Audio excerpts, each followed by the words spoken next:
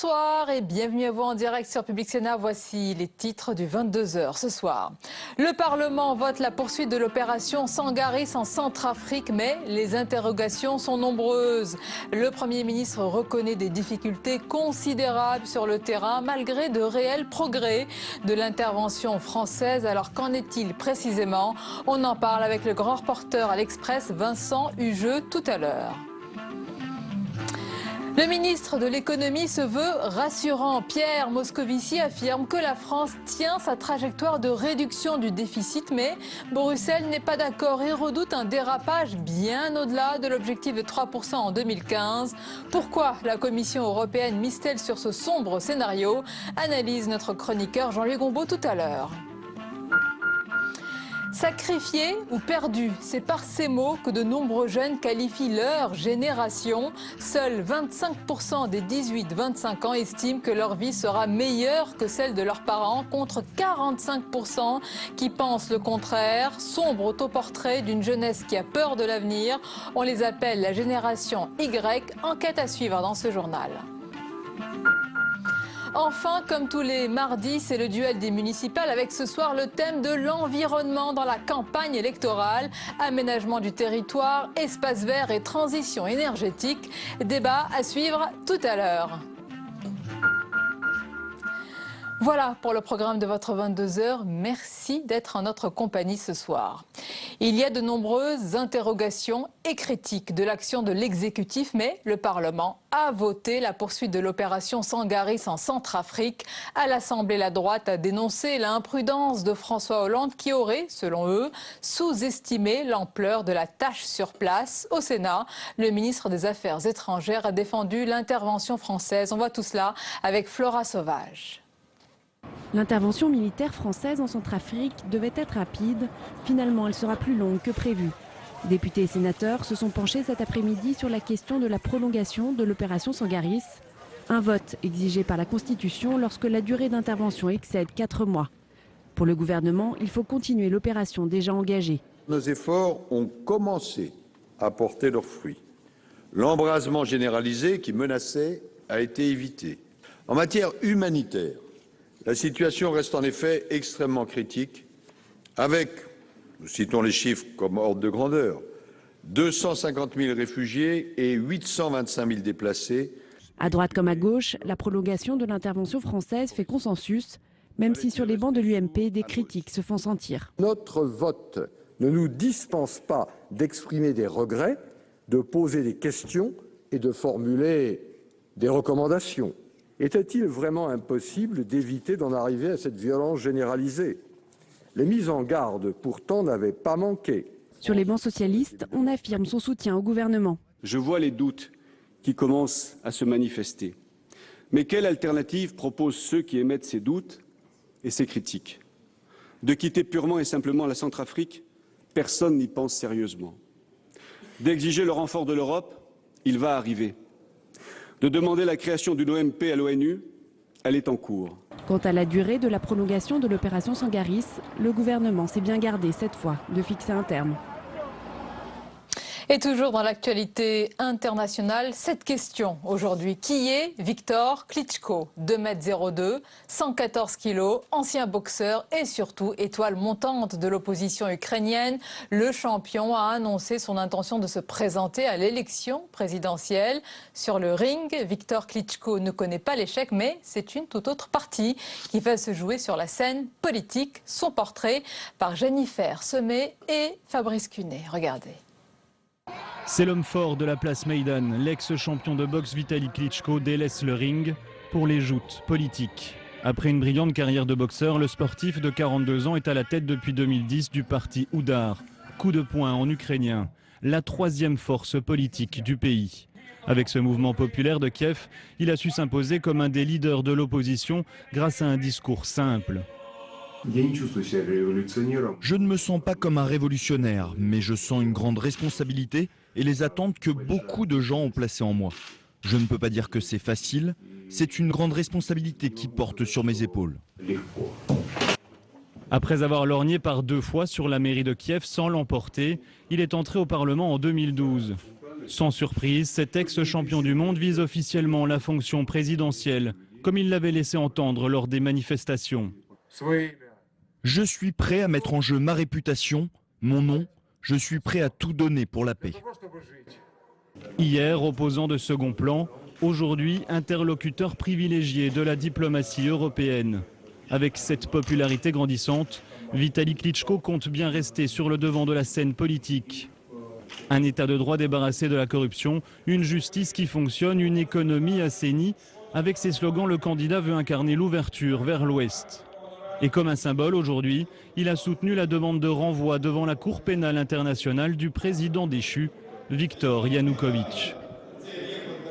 Sacrifié ou perdu, c'est par ces mots que de nombreux jeunes qualifient leur propre génération. Seuls 25% des 18-25 ans estiment que leur vie sera meilleure que celle de leurs parents, contre 45% qui pensent le contraire. C'est un sombre autoportrait d'une génération qui a peur de l'avenir. On les appelle la génération Y. Les détails avec Jérôme Bonnard. Cette enquête menée auprès de plus de 200 000 jeunes a pu fournir des millions de réponses, 25 millions au total. Et des mots qui reviennent sans cesse, sacrifiés, perdus ou encore frustrés. La génération Y des 18-25 ans voit la vie en noir.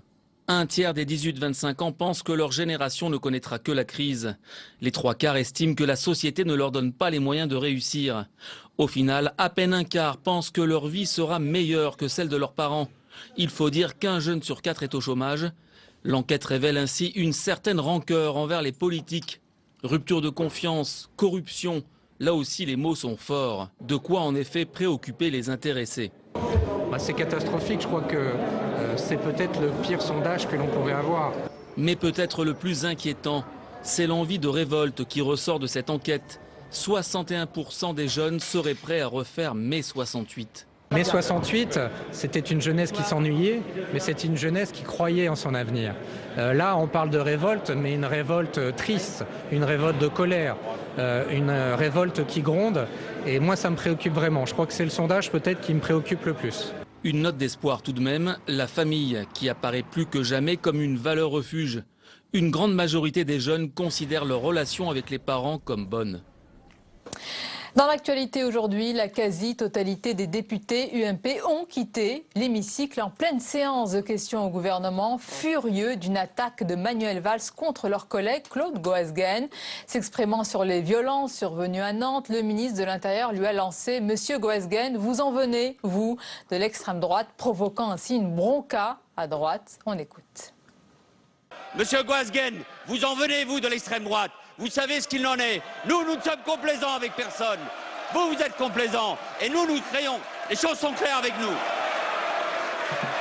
Ça n'est pas la première séance à laquelle nous assistons dans ce sens, mais ça dérape à chaque fois sur des provocations, parfois sur des insultes.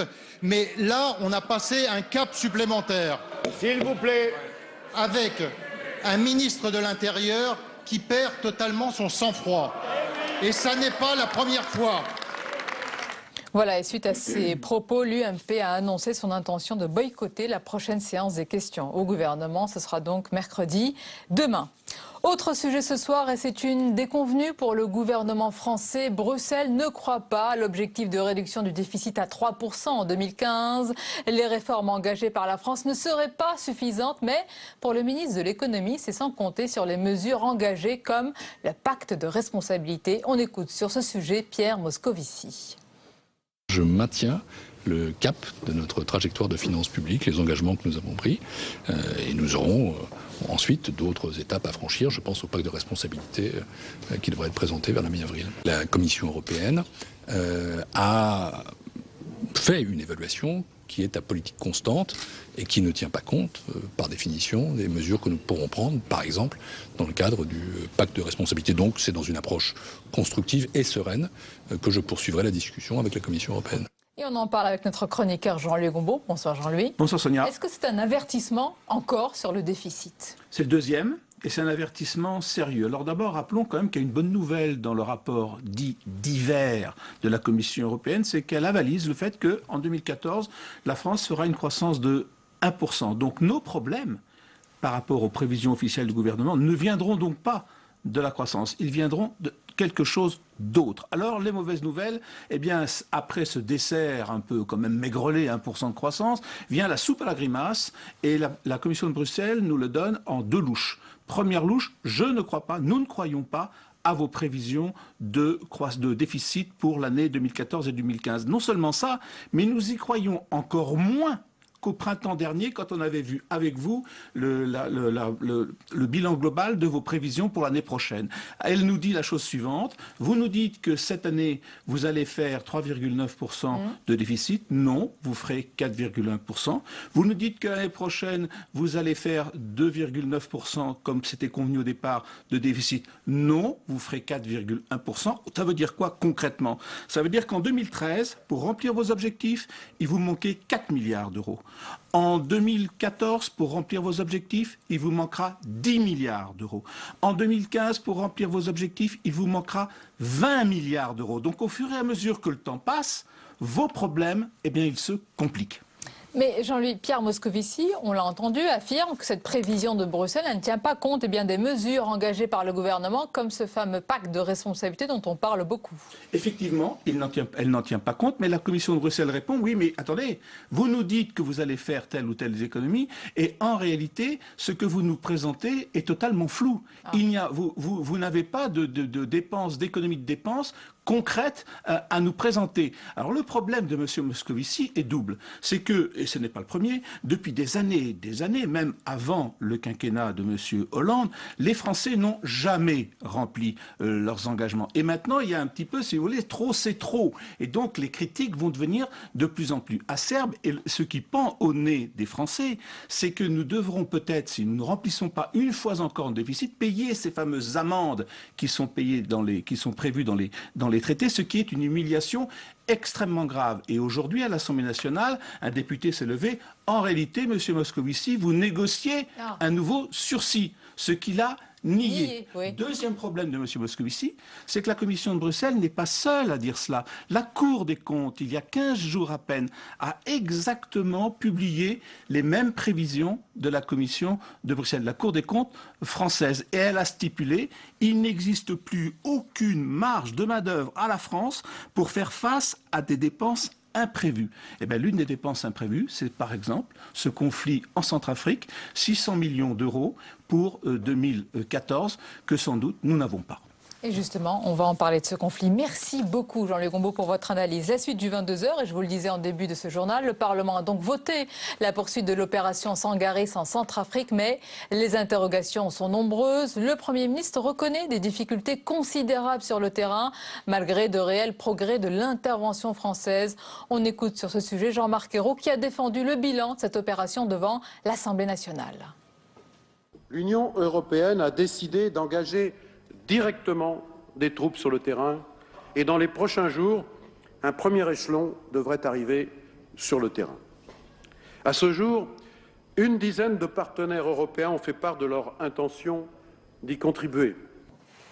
Et on parle de la situation en Centrafrique avec notre invité ce soir, Vincent Hugeux. Bonsoir. Bonsoir. Et bienvenue à vous. Vous êtes grand reporter à l'Express, spécialiste de l'Afrique et auteur du livre Afrique, le mirage démocratique. Alors ce vote sur la poursuite de l'opération Sangaris, c'est aussi l'occasion de dresser un bilan de cette opération. Quel est-il selon vous? Eh bien, il est parfaitement clair que sans l'intervention des forces françaises, sous la forme de cette mission Sangaris, vous pourriez aisément ajouter un 0 au bilan des victimes.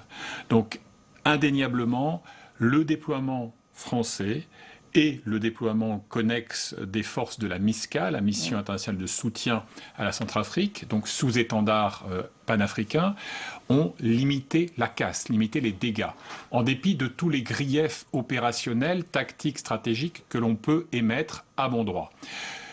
À l'évidence, et d'ailleurs c'est intéressant de noter qu'aujourd'hui tout le monde le reconnaît, alors que lorsque nous émettions ce type de reproche, voilà quelques mois, nous étions renvoyés dans les cordes. À l'évidence, l'ampleur, la difficulté, la complexité de la tâche ont été sous-estimées. Il y a, me semble-t-il, à l'origine de tout cela, un péché d'orgueil de stratèges français qui sont persuadés de tout savoir, de tout connaître de la Centrafrique, de son histoire, de son personnel politique et de ses régions. Le problème, c'est que ce pays a changé, que les réalités géopolitiques à ses frontières ont été amplement bouleversées et que nos paradigmes dataient un peu.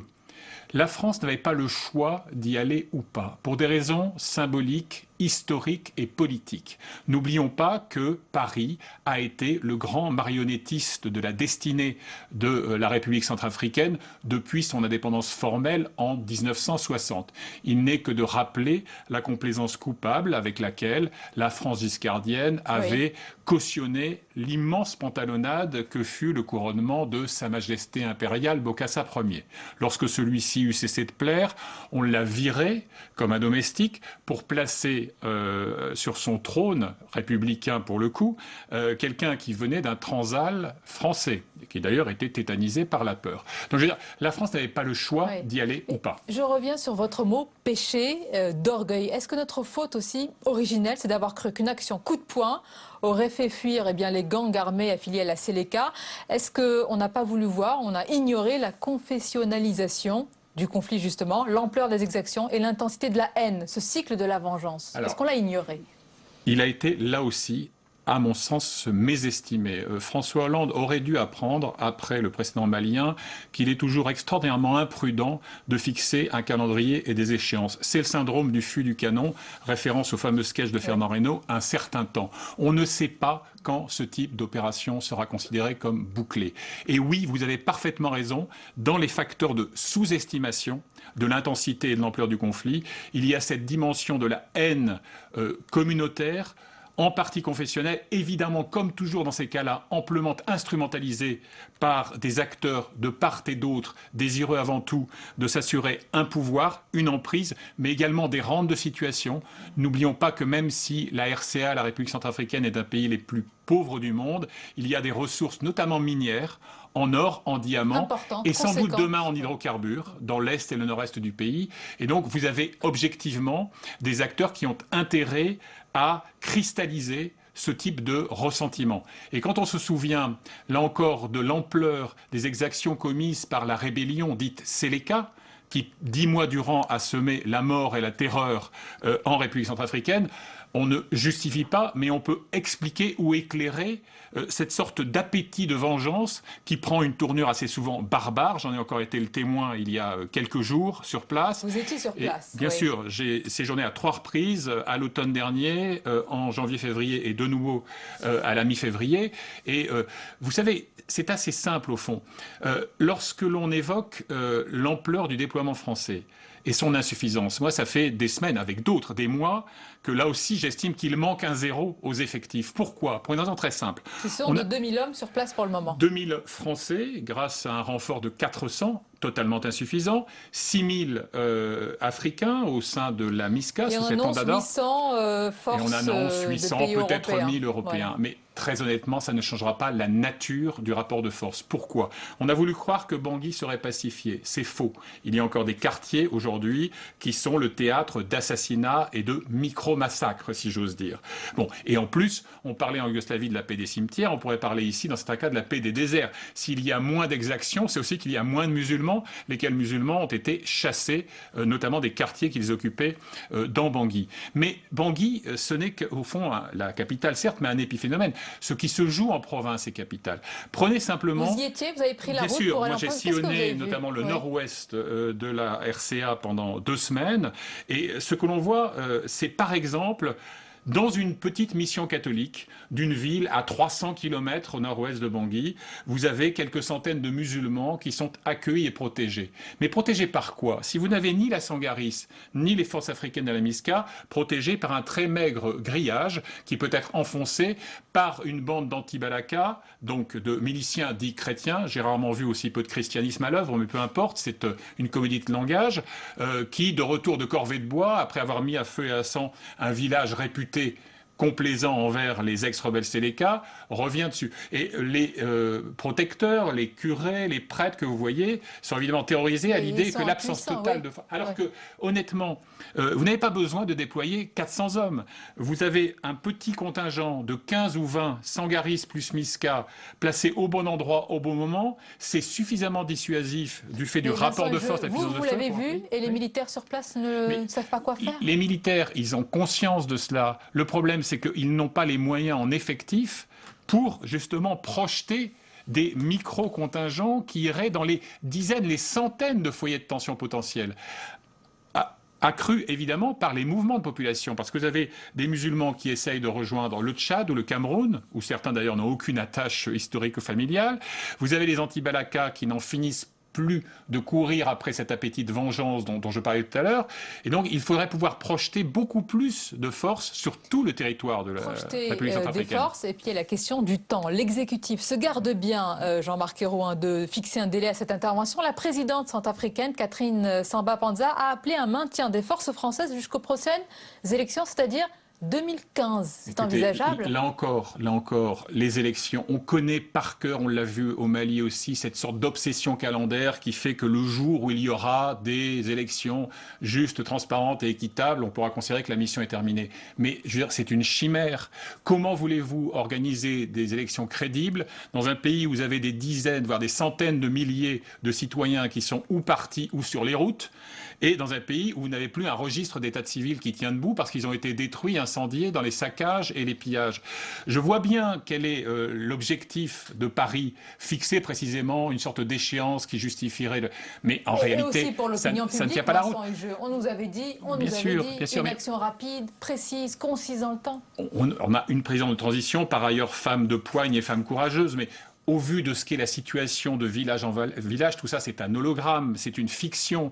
Vous avez en orbite géostationnaire au-dessus de la RCA des institutions qui renaissent, mais la réalité de terrain n'est pas celle-là. Et honnêtement, c'est la raison pour laquelle Jean-Marc Ayrault a tellement insisté pour l'accélération du calendrier onusien. Bien sûr que la vocation de l'ONU, c'est d'avoir une opération de maintien de la paix, mais on connaît les pesanteurs des procédures new-yorkaises. On sait qu'il faudra des mois. Au mieux, soyons clairs, là aussi, arrêtons de nous raconter des histoires. C'est cet été, en juillet ou en août, qu'on aura peut-être une sorte de métamorphose de l'opération Sangaris-MISCA en ce qu'on appelle une OMP, opération de maintien de la paix, avec les moyens et le financement de l'ONU. Ça veut dire qu'il faut encore tenir 4 mois et faire en sorte de pacifier autant qu'il est possible un pays aussi meurtri que celui-là. Il y a un point dont on parle peu et pourtant c'est très important, c'est la profusion à Bangui et ailleurs de camps de déplacés improvisés. Très souvent on s'entasse des civils qui fuient les massacres et les pillages. Ça c'est un cauchemar humanitaire. Alors c'est un cauchemar humanitaire, mais je dirais que c'est aussi une énigme politique et sécuritaire. Parce que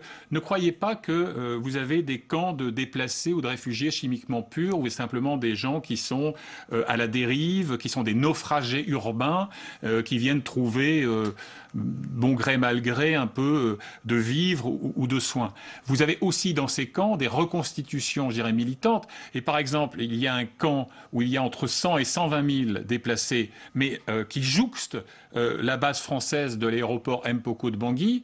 Mais si vous effectuez, je dirais, des recherches et des fouilles extrêmement attentives, vous y trouverez des kalachnikovs, des munitions, des grenades chinoises vendues 35 centimes d'euros pièce sur les marchés. Et donc ces camps sont non seulement des foyers de désastres humanitaires et sanitaires, mais ce sont aussi des foyers de tension eux-mêmes. Une dernière question. Est-ce que vous savez aujourd'hui, vous avez parcouru le pays, certaines régions, est-ce que vous savez quelle est la mission de nos soldats ? Le savent-ils eux-mêmes? Il y a ici un problème de format. Vous avez donc des militaires qui sont pour la plupart des paras, des gens qui sont familiers de situations de conflit, je dirais, conventionnelles, et ils se retrouvent avec une sorte de képi de gendarmes et de casquettes de policiers, en plus de leur uniforme kaki, de leur treillis de combat.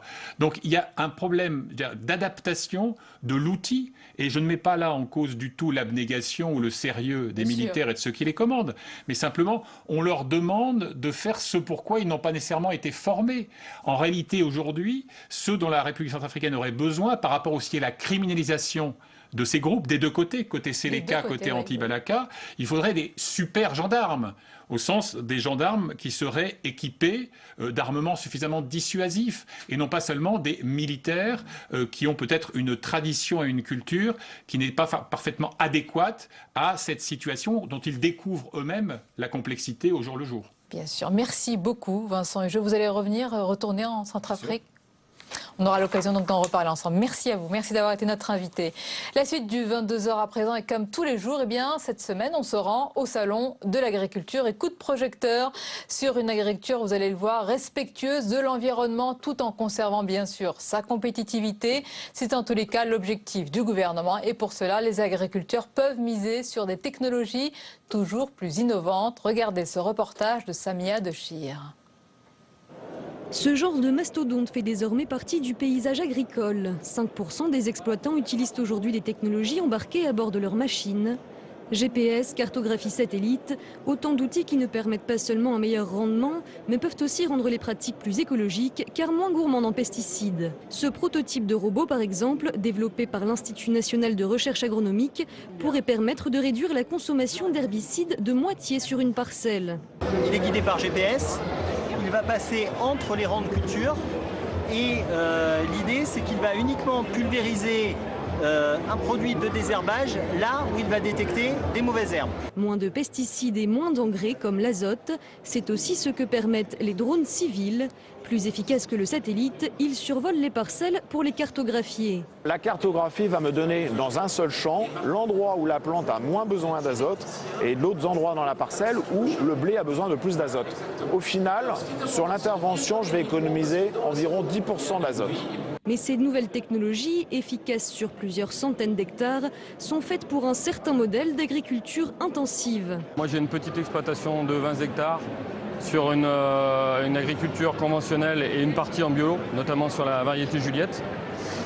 Et moi je pense que ces nouvelles technologies ne sont pas adaptées justement pour les petites exploitations, plus pour des grosses exploitations. Et que non, je pense qu'il y a beaucoup d'autres évolutions à faire pour améliorer l'environnement. Une question de choix qui a tout de même un coût. Un drone civil, par exemple, vaut environ 30 000 €. C'est donc souvent à travers des coopératives que les agriculteurs s'équipent. La suite du 22h et dans un instant, c'est le duel des municipales, comme chaque mardi. Le thème ce soir, c'est l'environnement dans la campagne électorale, aménagement du territoire, espace vert et transition énergétique. Débat à suivre dans un instant avec nos invités Corinne Lepage et Franck Riester. Mais d'abord, regardons ce reportage sur les économies d'énergie dans nos foyers et dans nos villes de Maxime Thuillier. À la maison, quelques gestes suffisent pour éviter de gaspiller de l'électricité ou du gaz. Le chauffage représente à lui seul près de 70% de l'énergie consommée.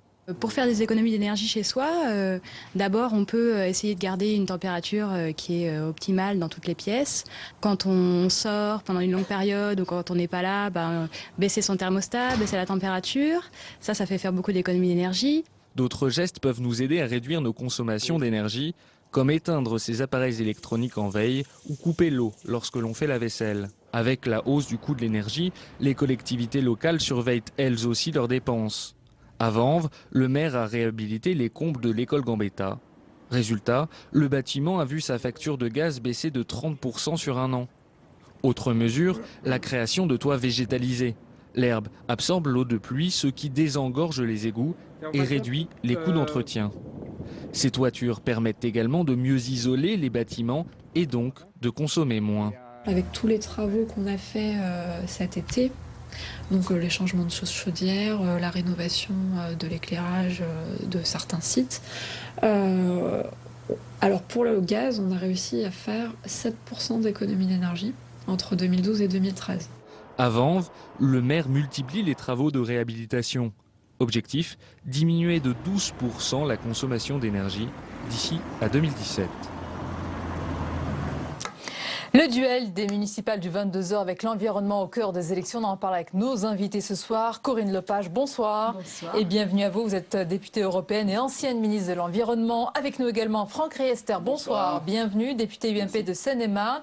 Tout d'abord, madame, monsieur, quelle est la place de l'environnement dans cette campagne municipale selon vous? Est-ce qu'elle a une place suffisante, conséquente? Écoutez, moi je vois avec les listes Rassemblement Citoyen que nous présentons, une quarantaine, ou avec nos candidats CAP 21, ce sont des sujets très importants. Alors pas sous l'angle du cadre de vie comme on pouvait le penser il y a 20 ou 30 ans, mais tous les grands sujets qui sont sur la table municipale, l'énergie, l'aménagement de l'espace, la santé, et notamment l'alimentation, notamment les cantines, la pollution. Oui. Les risques, parce que certaines communes sont particulièrement exposées. Je pense à celle que j'ai visitée récemment dans le bassin d'Arcachon, à Lèche-Cap-Ferret par exemple. Tout ça, c'est des sujets qui sont au cœur de la campagne. Il y a ça et les impôts. C'est vraiment les grands sujets. C'est les grands sujets qui intéressent nos concitoyens. C'est votre avis, Franck Riester? Oui, bien sûr. Il y a aussi l'emploi, il y a aussi la sécurité, bien sûr. Mais cette question de l'environnement touche beaucoup de leviers locaux. Il y a les transports aussi, beaucoup, très importants. Il y a le fleurissement des villes. Dans ma ville, Coulommiers, on a modifié le type de fleurissement. On est dans un fleurissement vivace. Donc avec du fleurissement vivace, on utilise moins d'eau. Voilà, donc il y a vraiment énormément de leviers. Il y a finalement pas tant de différence que ça entre gauche et droite sur ces sujets-là, si ce n'est la question des transports. Je vois dans des zones rurales où peut-être qu'à gauche, il y a une volonté que c'est le transport collectif, rien que le transport collectif. Peut-être qu'à droite, il y a la volonté aussi de prendre en compte les déplacements avec des voitures, parce qu'on ne peut pas faire autrement. Il y a des clivages peut-être aussi sur la façon de concevoir les limites des investissements en matière d'environnement. Est-ce que, à un moment donné, il n'y a pas des limites à se fixer pour que, par exemple, le développement économique ne soit pas sacrifié? Je pense qu'on peut trouver un développement économique équilibré avec la protection de l'environnement. Donc, à part ces quelques clivages qu'il peut y avoir, globalement, on est tous mobilisés, les élus locaux, sur ces questions de protection de l'environnement et de développement durable. Oui. Pas de clivage, peu de clivage en tous les cas. Je crois qu'il y en a, en dehors de ceux que évoquait Franck Riester, sur les listes que je suis allée soutenir, je me rends compte quand même que la question de l'autonomie énergétique est quand même traitée différemment. C'est-à-dire que ceux qui sont vraiment des défenseurs, je dirais, de l'environnement et qui mettent ça au cœur de leur programme, font de l'autonomie croissante des collectivités locales un enjeu absolument majeur. Alors, je dis pas. Alors expliquez-nous l'autonomie des c'est-à-dire collectivités. sans aller jusqu'à Montdidier qui va être carrément presque à 100% d'autonomie énergétique en 2015 parce que politique que le maire poursuit, elle n'est pas Rassemblement Citoyen, elle est socialiste, mais peu importe, que le maire poursuit depuis 15 ans. Elle produit 100% de ce qu'elle consomme en termes énergétiques. Voilà, c'est ça l'autonomie énergétique. Elle est totalement donc autonome. Elle va l'être, elle est à 95% actuellement. Bon, d'autres le sont moins, mais je vois par exemple Dominique Lemoine qui est CAP 21 à Tours, et quelqu'un qui a des projets extrêmement importants en termes d'autonomie énergétique. Donc il y a des villes qui vraiment s'engagent dans cette voie. Un exemple d'autonomie énergétique. Ça peut commencer avec, par exemple, du bois pour certaines collectivités, four à bois pour certaines collectivités. Je pense notamment dans les plus petites d'entre elles. Ensuite, on continue avec de l'éolien, ça peut être de la biomasse. On voyait le salon de l'agriculture, par exemple. Bon, eh bien, dans les communes d'énergie renouvelable, c'est ça que vous dites? Oui, je vois par exemple, nous, à Coulommiers, on a fait la géothermie. On a investi énormément de la géothermie. Ça rentre dans ce que vous appelez l'autonomie. C'est de l'autonomie énergétique. Vous produisez vous-même ce que vous allez consommer. C'est de la chaleur. J'allais dire local. Donc, ça crée de l'activité économique. C'est une manière de créer de l'activité économique, de lier ça à de l'efficacité énergétique, donc de redonner du pouvoir d'achat aux gens. Et donc on rejoint la question économique et sociale, et en même temps d'avoir des emplois qui sont non délocalisables. Donc c'est des projets globaux. Vous avez parlé du salon de l'agriculture. On est en plein salon de l'agriculture. Est-ce qu'on arrive aujourd'hui à ne plus opposer agriculture et environnement? On l'a souvent fait, et les agriculteurs aussi. Il y a eu énormément d'efforts de fait par les agriculteurs, ça c'est clair, ne serait-ce que par volonté de bien gérer les approvisionnements dont ils ont besoin pour traiter en engrais ou en pesticides leurs champs. Mais malheureusement, la dernière loi, par exemple, agricole, qui a été présentée par le gouvernement, ne me paraît pas dans le bon sens, parce qu'on a une vision simplement d'occupation du territoire, d'occupation des espaces, alors que l'agriculture, d'où doit garder absolument cette notion de production. On voit qu'il y a des besoins d'alimentation dans le monde entier. On voit par exemple les demandes de lait européen et notamment français des Chinois. Donc il faut qu'on garde notre capacité à produire. Et pour ça, il faut qu'on donne à nos agriculteurs les moyens de pouvoir se battre à armes égales avec des producteurs d'autres pays. Et en même temps, ça ne veut pas dire... pas suffisamment. Et en même temps, ça ne veut pas dire qu'il ne faut pas travailler sur le bio, qu'il ne faut pas travailler sur les filières courtes, qu'il ne faut pas travailler sur un certain nombre de protections. Je ne suis pas tout à fait d'accord avec vous sur 2 points. D'abord, je crois qu'on ne peut pas opposer bio d'un côté et puis agriculture hyper productiviste de l'autre. Je pense que le bio est quelque chose qui se développe. Il faut savoir quand même que nous importons le 3/4 du bio que nous consommons.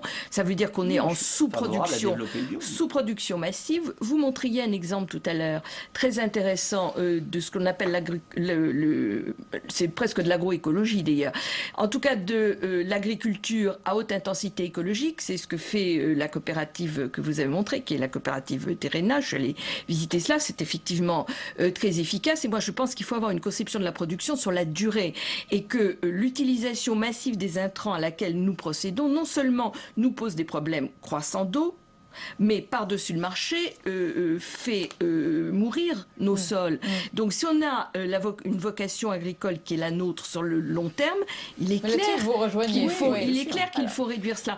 Puis il y a un point qui rejoint le point précédent, c'est celui des circuits courts. Moi je crois que c'est quelque chose d'extrêmement important qui s'est développé récemment avec les AMAP, mais de manière plus large, c'est-à-dire que les producteurs et le consommateur, ça assure des revenus fermes aux agriculteurs. Et ça, c'est très important. Bien sûr, puisqu'ils savent ce qui va leur être acheté. Et le consommateur, dans des périodes où on doute quand même beaucoup de certains types de produits, on a eu quand même cette année, entre l'affaire du cheval, des plats, etc. Les gens ont besoin de savoir d'où vient ce qu'ils consomment. Et donc, cette relation directe est quelque chose d'extrêmement important. Bien sûr, mais ça ne doit pas nous empêcher de nous adapter pour faire en sorte que nous soyons compétitifs sur un certain nombre de productions avec des producteurs d'autres pays qui sont nos concurrents dans les marchés qui s'ouvrent et qui sont très nombreux. Et l'un n'est pas, et ça je rejoins, c'est pas antinomique, à condition de ne pas se focaliser uniquement sur le circuit court et le bio, parce qu'il y a aussi le reste. Et on voit bien que dans ma région, la Brie, il y a des producteurs qui font de la production classique et de plus en plus aussi de bio, qui se diversifient. Qu'est-ce qu'ils vous disent? Quelle est l'urgence pour eux? Ils nous disent les deux, c'est-à-dire il faut à la fois accompagner la montée en puissance du bio, mais ça a un coût aussi, c'est un coût notamment pour le consommateur. Et puis deuxièmement, de donner les moyens à ces producteurs en matière de charges sociales, en matière de normes environnementales, de ne pas aller non plus trop loin. Il faut trouver le juste équilibre pour ne pas empêcher la compétitivité de nos producteurs tout en travaillant avec eux à l'amélioration de l'environnement. C'est mon Didier que vous voyez. C'est mon Didier dont on parlait. On va rembobiner et revoir votre Didier. Je voulais juste dire une chose à propos de cela. Sur la compétitivité, comment est-ce que les Allemands ont fait, les agriculteurs allemands, pour monter tellement actuellement en compétitivité? Et avoir ils ont un bon revenu. Oui, et comment ils ont fait? On a développé ce qu'on appelle les méthaniseurs à la ferme. Les Allemands, agriculteurs allemands, se produisent eux-mêmes leur électricité. Est-ce qu'aujourd'hui on a suffisamment d'accompagnement sur la méthanisation? On commence. Pas suffisamment. On en fait 3 fois rien. Mais jusqu'à maintenant, on n'en a fait pas du tout. Donc c'est déjà mieux d'en faire un peu que pas du tout. Je vais vous dire, par exemple aussi, les Allemands, ils ont mis en place des grandes exploitations. Notamment pour l'élevage et pour la production du lait. Ils ont repris les colcos, c'est devenu les grandes exploitations. Alors je vais vous dire, en France, le gouvernement il veut limiter le nombre de bêtes par exploitation. C'est folie furieuse. Parce que ces grandes exploitations vont permettre aux producteurs allemands d'être très compétitifs sur le marché du lait. Or, nous avons besoin, nous aussi, d'être compétitifs, tout en protégeant aussi les bêtes qui sont dans ces grandes exploitations. Et on voit que les agriculteurs font d'énormes progrès sur ce point-là. Parce que à la fois sur les... Je suis pas sûre que ce soit quelque chose d'absolument génial dans le Nord. Vous savez qu'il y a un énorme projet dans le Nord qui suscite énormément de critiques, ce qu'on appelle la ferme des 1000 vaches, où précisément, un certain nombre d'agriculteurs ne sont pas du tout d'accord, ceux qui ont des petites et moyennes exploitations.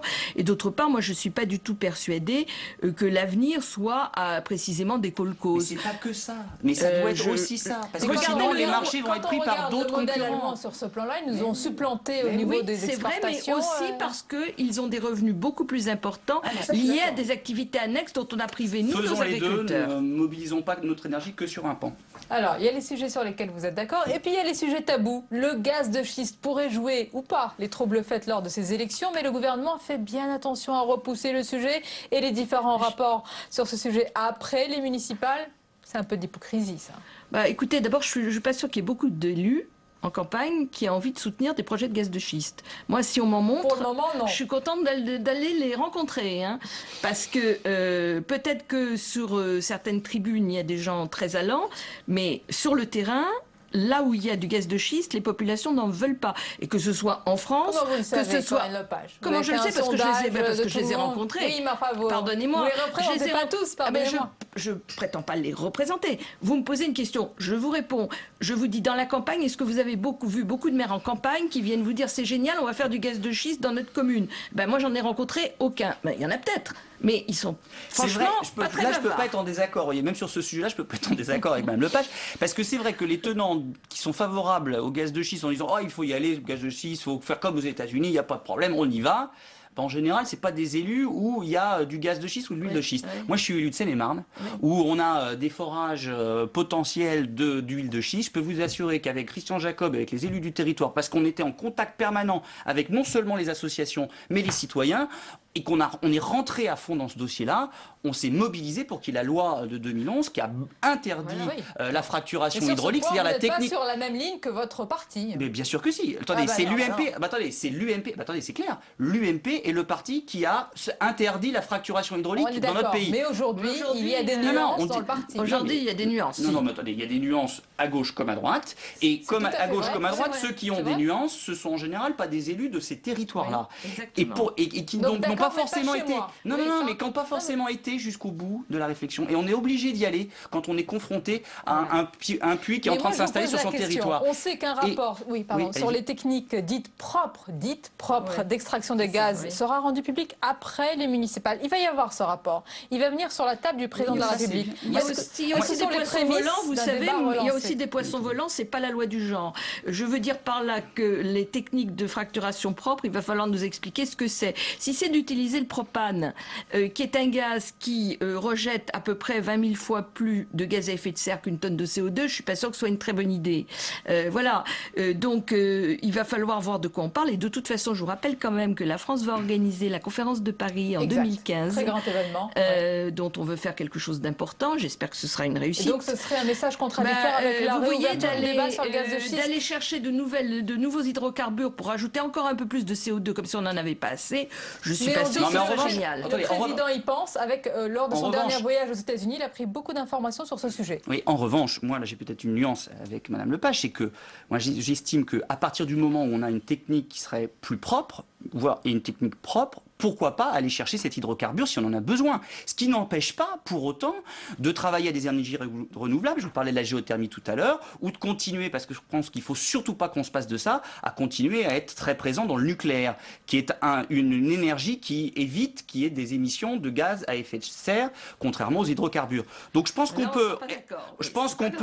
qu'on peut être opposé à la technique qui est aujourd'hui utilisée pour avoir de l'huile ou du gaz de schiste, c'est-à-dire la fracturation hydraulique, qui est manifestement polluante pour l'eau et perturbante pour la structuration des sols, et en même temps regarder si demain il n'y a pas des techniques qui permettront d'aller chercher ces hydrocarbures-là. Je voulais terminer par une question à tous les deux. Selon vous, sur ce thème, donc l'environnement dans la campagne municipale, quelle est l'urgence ?